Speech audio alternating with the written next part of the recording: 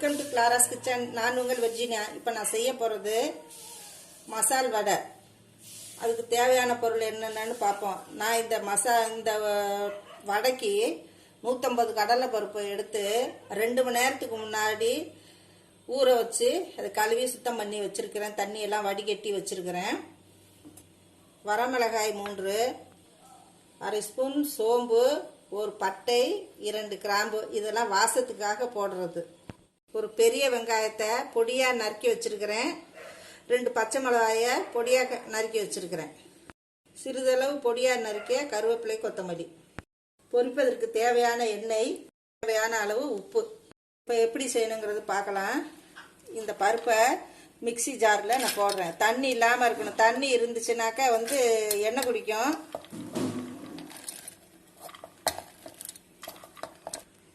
இதில் ஊற வச்ச கடலை பருப்பை ஒரு கைப்பிடி தனியாக எடுத்து வச்சுக்கிட்டேன். இதோட இந்த வரமிளகாய் 3 வரமிளகாயும் சோம்பு, பட்டை, கிராம்பையும் போட்டு இப்போ நம்ம அரைச்சிடணும். குறன்னு அரைக்கணும். ரொம்ப மைய அரைச்சா முழுக்குன்னு இருக்கும் வடை, நல்லா இருக்காது.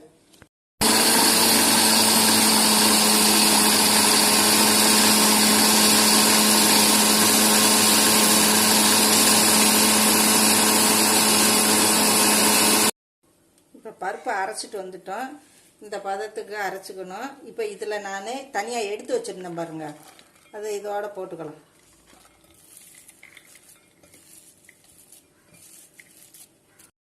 வெங்காயம், பச்சை மிளகாயும் போடுவோம். பொடியாக நறுக்கிய கருவேப்பிலை, கொத்தமல்லியும் போடுவோம்.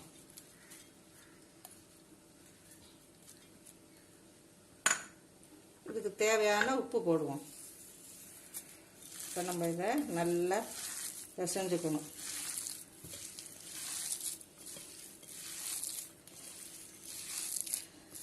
இதை ஒவ்வொரு இடத்துல ஒவ்வொரு மாதிரி சொல்லுவாங்க இந்த வடையை. சிலர் பருப்பு வடை சொல்லுவாங்க, சிலர் மசால் வடை சொல்லுவாங்க.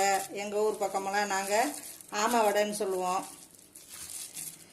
இது நல்லா சாயந்தரம் பிள்ளைய ஸ்கூல்லேருந்து வந்தனையும் பிள்ளைகளும் சரி பெரியவங்களும் சரி இந்த வடையை கையில் ஒரு காப்பியோ டீயோ வச்சுக்கிட்டு, இந்த வடையை ஒரு கையில் வடையும் ஒரு கையில் காப்பி டீயை வச்சுக்கிட்டு இது பண்ணால் ரொம்ப சுவையாக இருக்கும்.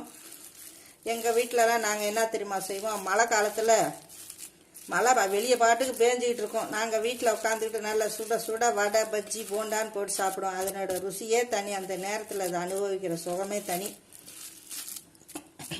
இப்போ இதை நான் பிசைஞ்சு வச்சுட்டேன். இப்போ உப்பு பார்க்கலாம். இப்போ கரெக்டாக இருக்குது. இப்போ இதை நம்ம எண்ணெயில் போட்டு வறுத்துருவோம். இந்த பருப்பை நான் உருண்டையாக உருட்டி வடையாக தட்டி வச்சுருக்கேன். உடனே இதை போட்டுடலாம். எண்ணெய் காஞ்சிடுச்சு.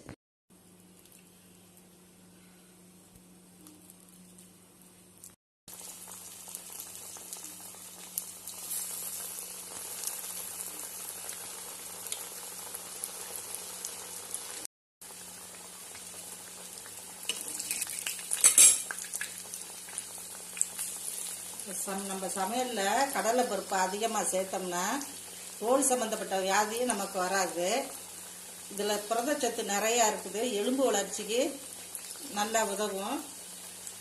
ஸ்கின்ல இருக்கிற ப்ராப்ளத்தெல்லாம் இது நீக்கிடும். அடிக்கடி நீங்கள் எந்த ஒரு இதுலேயும் கடலை பருப்பு சம்மந்தப்பட்டது அடிக்கடி சேர்த்துக்கிட்டிங்கன்னா ரொம்ப உடம்புக்கு நல்லது. ஒரு பக்கம் வெந்துடுச்சு, இன்னொரு பக்கம் நான் திருப்பி போடுறேங்க. அனலை கொஞ்சம் கம்மி பண்ணிக்கோங்க, இல்லாட்டி வெளியே மட்டும் வெந்துடும், உள்ள வெந்திருக்காது.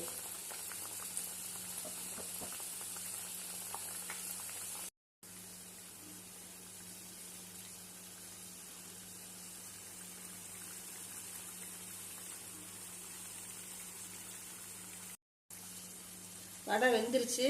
நம்ம இப்போ இதை எடுத்து தட்டில் வச்சுக்குவோம். வடை ரெடி ஆயிடுச்சு. நான் அதை ஒரு பிளேட்டில் எடுத்து வச்சிருக்கிறேன்.